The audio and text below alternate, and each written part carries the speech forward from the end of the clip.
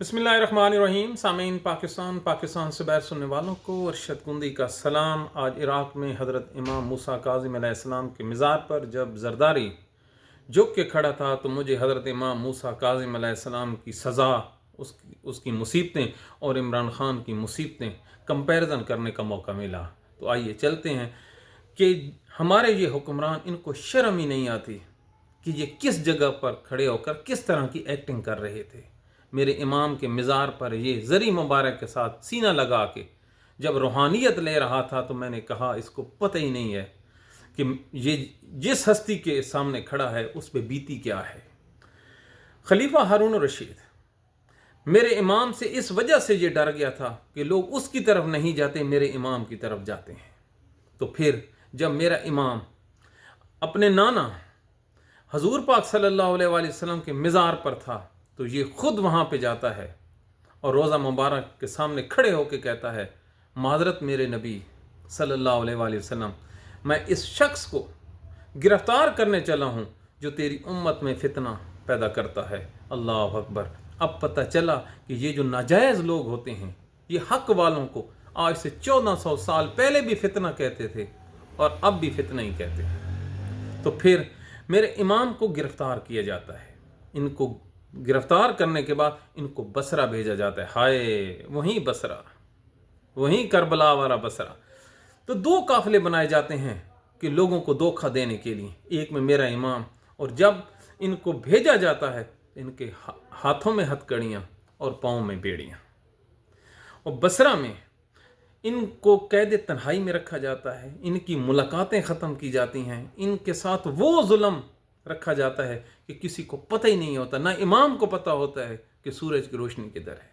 तो वहाँ का जो जेलर है वो ख़त लिखता है हारून रशीद को, हजूर आपने किस बंदे को कैद कर रखा है, ये ना हुकूमत के खिलाफ बात करता है, सारा दिन इबादत में रहता है। तो फिर इस डर की वजह से उसकी जेल तब्दील कर ली गई। अब ये जो मौजूदा हालात में जेलें तब्दील की जाती हैं, कहती हैं ना इमरान खान को कभी इधर रखते हैं कभी उधर रखते हैं, ये हुक्मरानों की कमज़ोरी होती है कि किसी को जेल में रख कर भी, हक वालों को जेल में रख कर भी इनको सुकून नहीं होता। फिर क्या होता है, उसको बगदाद की एक जेल में लाया जाता है और उसका जो जेलर होता है वो इतना सख्त होता है, क्योंकि उसे लाए इसीलिए गया कि मेरा इमाम जब सजदे में जाता है तो उसका जो पाँव मुबारक है उसमें एक भारी जंजीर डाली जाती है।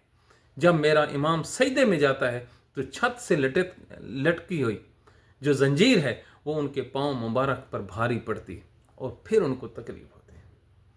इधर भी मुलाकातें बंद, खाना पीना बंद, किसी को नहीं पता कि मेरा इमाम किधर है। और याद रखिए 14 साल की सज़ा दी गई थी हारून रशीद ने। कितनी?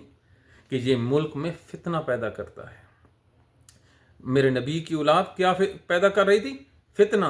कौन कह रहे थे? नाजायज़ हुक्मरान। अपनी अपनी डिफिनेशन। मुसलमानों ज़रा तारीख़ तो पढ़ो, तुम लोगों ने घराना नबी के साथ किया क्या है। इनका जुल्म ठंडा ही नहीं हुआ, नाजायज़ हुक्मरान। इसीलिए तो मौलाना मादूदी ने मलूकियत के अगेंस्ट लिखा है, और यही मलूकियत है कि जिसका हक होता है वो जेलों में पड़ा होता है और जिनका हक नहीं होता वो तख्त पे बैठते हैं। ये मलूकियत है जिसको मौलाना मादूदी ने जुल्म कहा था। और मेरे नबी हज़रत मोहम्मद सल्लल्लाहु अलैहि वसल्लम की हदीस है कि 40 साल के बाद, खिलाफत के बाद, एक मलूकियत होगी जो मुसलमानों को काट खाएगी। ऐसे मेरे नबी ने कहा था, काट। ये वो मलूकियत है। अच्छा, फिर क्या होता है?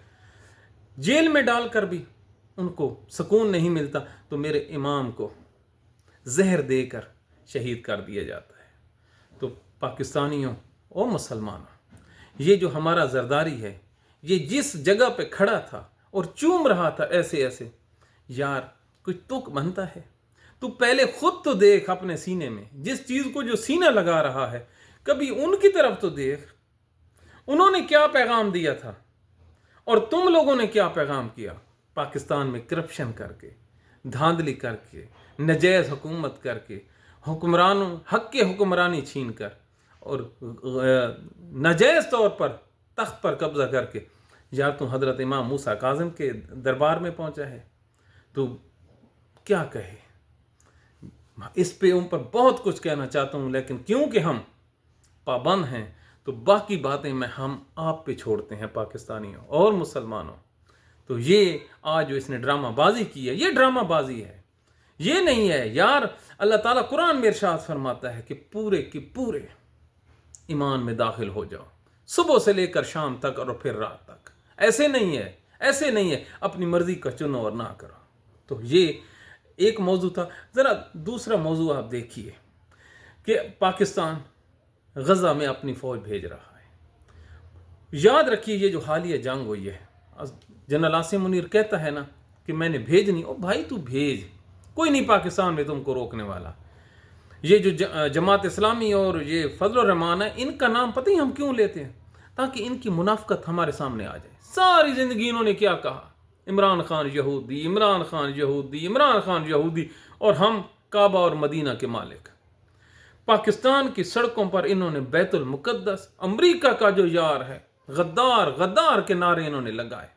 آج ٹائم آ گیا ہے کہ وہ منصوبہ جس کی اپروول خود فلسطینیوں نے نہیں دی، اور وہاں پر پاکستان کی فوج جا رہی ہے، جانے دیں ان کو، انہوں نے نہیں رکنا۔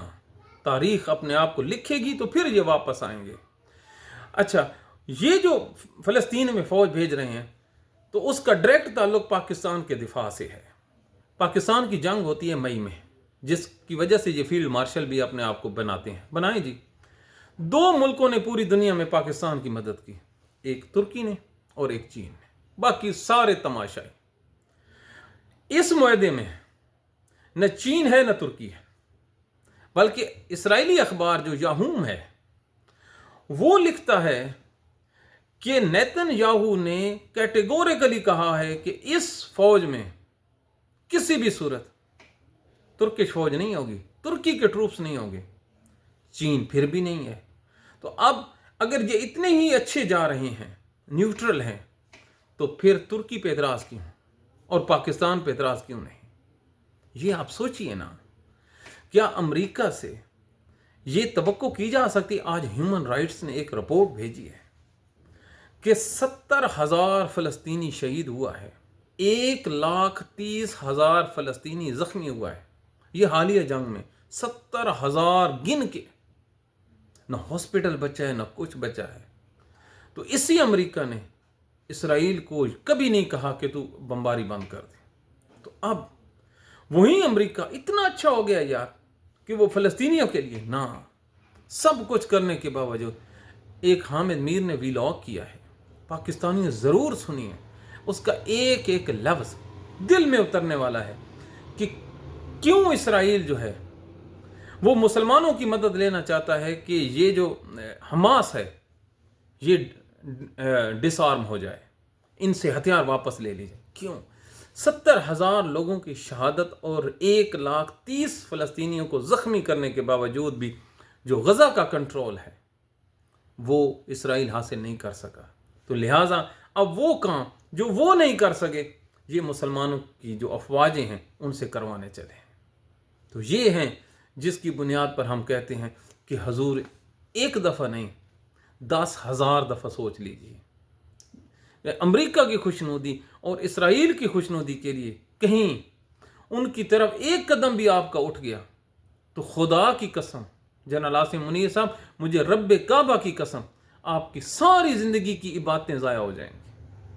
بالکل، آپ ارادی طور ہوں یا غیر ارادی طور پر ہوں، اگر آپ کا ایک قدم فلسطینیوں کے مفاد کے اگینسٹ اور اسرائیلیوں کے حق میں چلا گیا تو آپ کی اور پاکستان کی جو بخشش ہے یہ نہیں ہونی۔ کیوں؟ وہ انبیاء کی سرزمین ہے، وہاں پر انبیاء دفن ہے، وہ بچے ڈائریکٹ نبیوں کی اولاد میں سے۔ ہاں جی، فلسطینی یہ عام قوم نہیں ہے، ان کے آپ چہرے دیکھیں، ان لوگوں نے نہتہ ہو کر بیت المقدس کو بچا کے رکھا ہے، خون دے دیتے ہیں لیکن مسجدیں اپنی نہیں دے رہے۔ تو یہاں پر ایک جذبات کا رشتہ ہے، جذبات کا رشتہ ہے۔ ہم نے تو بیت المقدس فتح کروانا تھا۔ جب ہم 90 کی دہائی میں اسکول کالجز میں پڑھتے تھے تو ہر جمعے کو جلوس نکلتے تھے، ہم نے بیت المقدس کو فتح کروانا ہے۔ ہم ہر حالت میں اب اللہ تعالیٰ کے حکم سے بیت المقدس کے لیے تو ہم نہیں جا رہے، لیکن ہم حماس کو کر رہے ہیں۔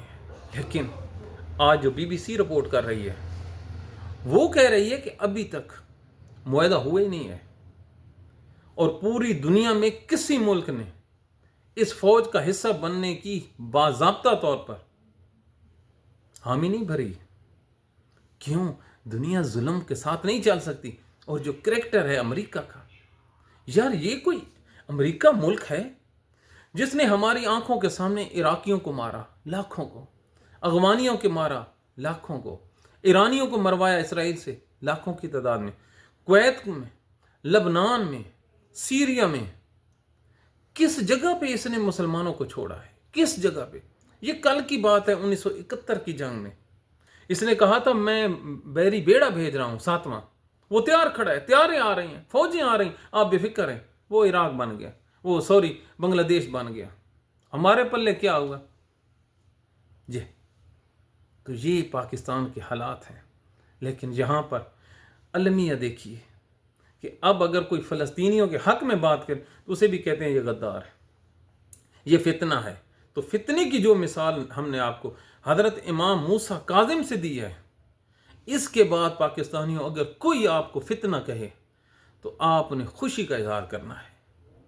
میں یقین سے کہتا ہوں کہ آج کے بعد کوئی آدمی کسی کو فتنہ نہیں کہے گا، کیونکہ جو اوریجنل فتنہ تھا وہ ہارون الرشید جیسے ٹائپ لوگ تھے جو ناجائز حکمران تھے، اور جو حقیقی وارث تھے لوگوں کے، اسلام کے، فقہ کے، میرے نبی کے۔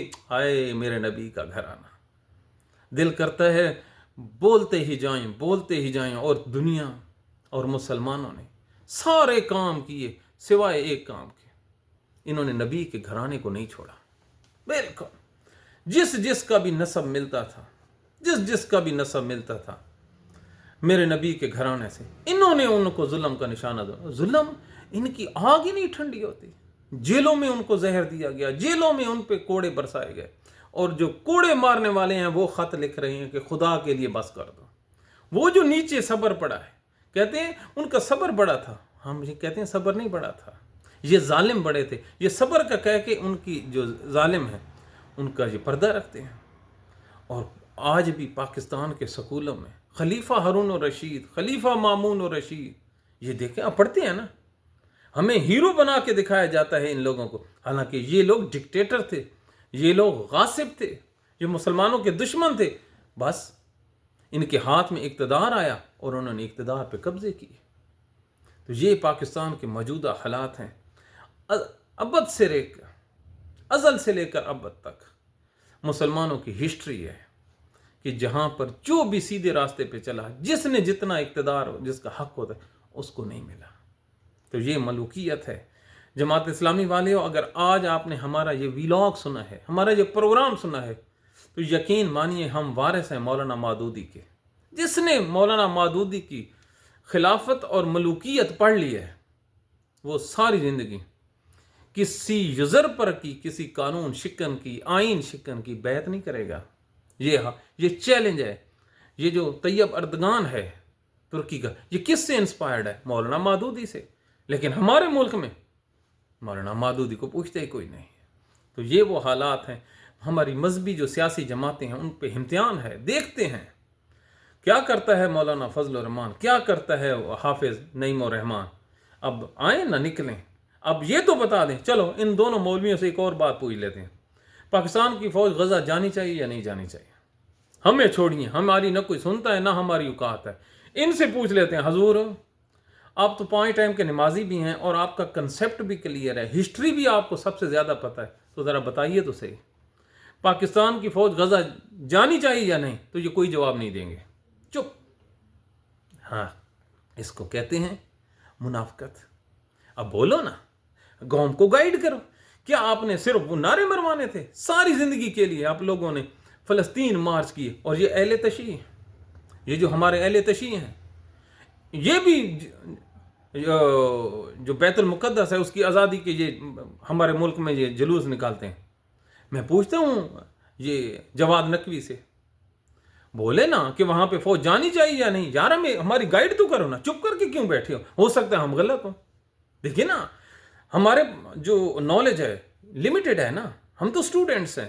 ہمیں کن لوگوں نے کرنا ہے؟ ہمیں اس پہ بتائیں، جماعت اسلامی بتائے، جے جو آئی بتائے، اہل تشیع کے جو بڑے بڑے ہیں، یا جو دیگر علماء کرام ہیں، یا جو اسکالر بیٹھے ہیں، وہ کیوں نہیں بولتے؟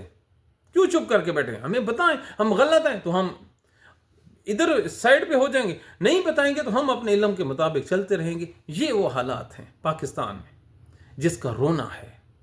تو آخر میں پاکستان کے قائد عمران خان نے طبل جنگ بجا دیا ہے. سہیل افریدی کو کیٹیگوریکلی ہدایات دی گئی ہیں.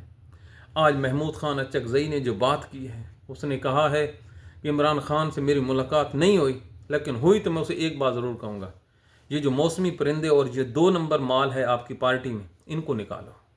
یار یہ نہ خود چلتے ہیں نہ کسی کو چلنے دیتے ہیں. یہ آج بات کی ہے.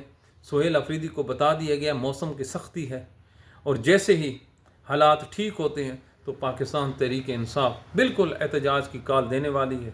احتجاج ہوگا، پرامن ہوگا انشاءاللہ العظیم. اللہ تعالیٰ کے حکم سے پاکستان میں قانون سازی ہوگی. دنیا تبدیل ہو رہی ہے. کیا کوئی سوچ سکتا تھا کہ مریم نواز کے اگینسٹ عالیہ نیلم جو ہے وہ فیصلہ دے گی؟ یہ جو قبضوں کا کیس تھا، یار کتنا جھوٹ بولتے ہیں. کہتی ہیں لوگ مسجدوں میں اعلان کرتے ہیں، ارے یہ نہیں پتا کہ جیلی رجسٹریوں پہ لوگوں کے قبضے واگزار قرار. 5% حقیقی ہوں گے، 95% دھاندلی. یہ اپنے لیے قانون سازی کرتے ہیں. اگر یہ عوام کے لیے ہوتے تو کبھی بھی ناجائز اقتدار پر قبضہ نہ کرتے. جن کا وضو بھی ٹھیک نہیں ہے یار، ان کی نماز کیسے ہوگی؟ جن کے آگے کھڑا امام بھی وہ قبلے کی طرف منہ رخ کر کے نہیں کھڑا، ان کی نماز کیسے ہوگی یار؟ پہلے اپنی میں نماز کا مقصد اقتدار کو لے رہا ہوں. یہ میں سامی بات نہیں کرتا. اقتدار کو میں نماز سے تشبیہ دے رہا ہوں کہ اگر آپ کی نیت، وضو، رول آف لا ہوگی تو ہر چیز قبول، ایون ادروائز ناٹ. تو ہمیں اپنی دعاؤں میں یاد رکھیے. پاکستان کی سلامتی کے لیے دعا کیجیے. اللہ آپ کو، اپنے گھر والوں کو سلامت رکھے. اللہ حافظ.